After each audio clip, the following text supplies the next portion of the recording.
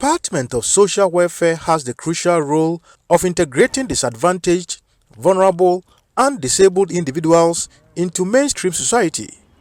However, the department faces resource shortages and insufficient government support, hindering its ability to fulfill this mandate.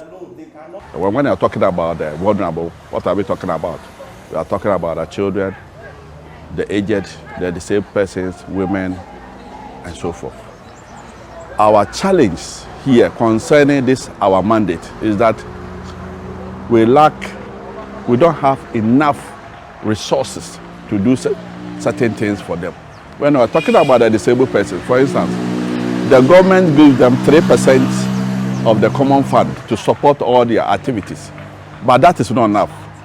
I want to recommend that if the government can increase it to maybe about 5% for the disabled person, it will be okay for them.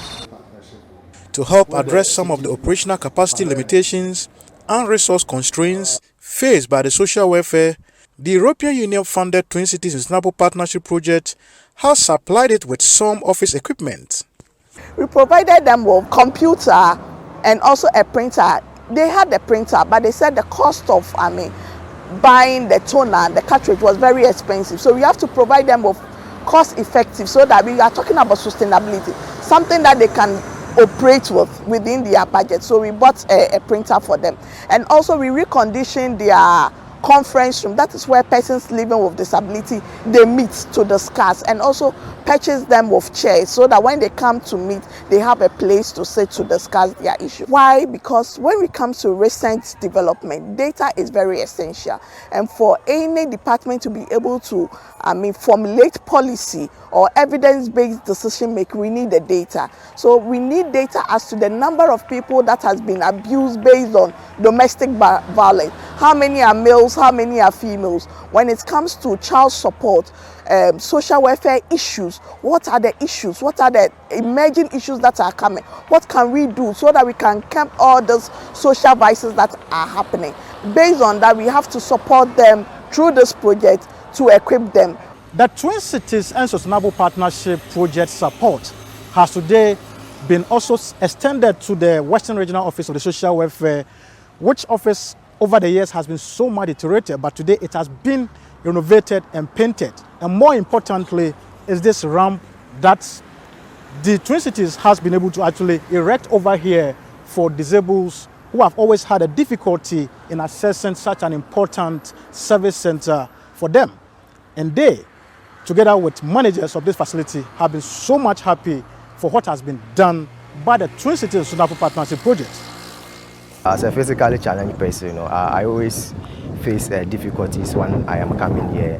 I come here to fill the forms for support, and anytime that I will come here, it's very difficult because the place is not physical friendly. And I quite remember one time I was coming to deliver a message, and I came here, and I called one of the staffs here to come and carry me so that I can deliver the information, and I think that's not the best.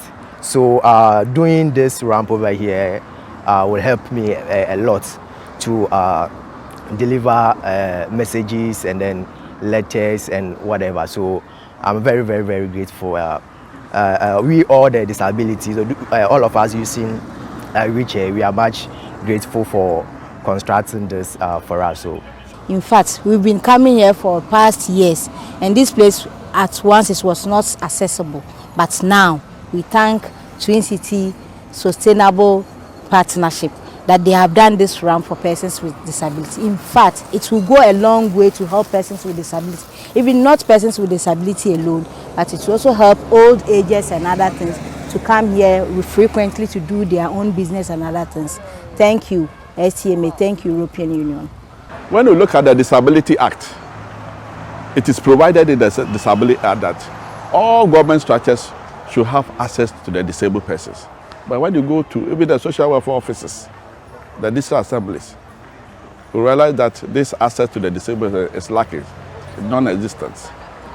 So we are fortunate to have this for the disabled persons. And so what the Twin City people have done, the Palermo City have done for the STMA, social welfare years, we applaud them. They've done very well. And on that note, I want to recommend that if this project can be replicated in other districts where social welfare facilities don't have these facilities for them, it will be good for them. And then they can also extend it to other areas where we are facing challenges. With this huge investment in infrastructure, facelifting over here at the Social Welfare Regional Office done, how important or how significant is it to the expectations of the Twin Cities Sustainable Partnership Project? I believe it's a good gesture, and as you have seen, the whole building has been given a facelift, and they've also made some requests.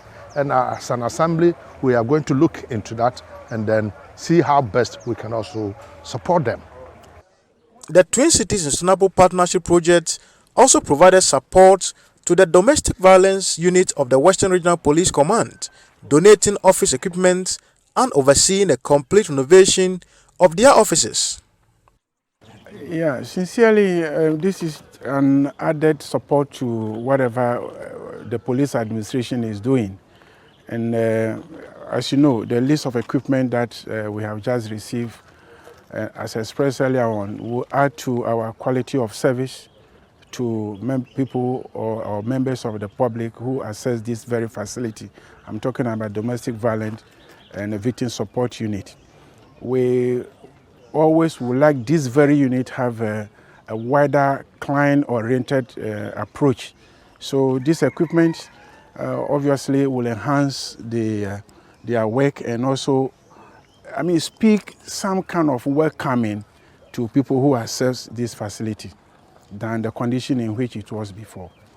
For the Twin Cities and Sustainable Partnership Project, this support to the DOVVSU and the social welfare is key in their contribution to making sure that the vulnerable in society are taken care of. For City News, I'm Akwasi, Annim, 2nd.